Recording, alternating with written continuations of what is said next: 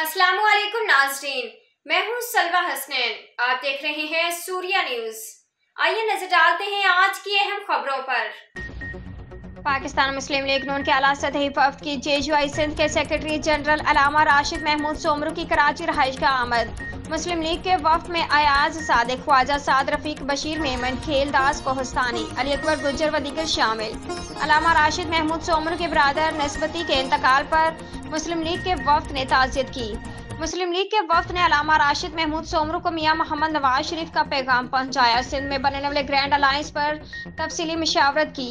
अलामा राशिद महमूद सोमरू ने मुस्लिम लीग के वफ्द का शुक्रिया अदा किया और कहा कि सिंध में ग्रैंड अलायंस के नतीजे में बड़ा सरप्राइज देंगे।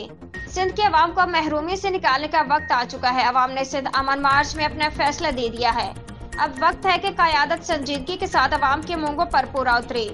अलामा राशिद महमूद सोमरू ने मियां मोहम्मद नवाज शरीफ, मरियम नवाज शरीफ और शहबाज शरीफ को 30 नवंबर को लाड़काना में होने वाले जलसा में शिरकत की दावत। लाड़काना जलसा में मुस्लिम लीग की आला क़यादत शरीक होगी। ख्वाजा साद रफीक, वक्त आ गया है कि सिंध के अवाम के उमंगों के मुताबिक हम सिंध में मुतबादिल क़यादत लाई जाए। अयाज सादिक, ग्रैंड अलायंस से सिंध में आने वाले इंतखाबात के नताइज कुछ और ही होंगे।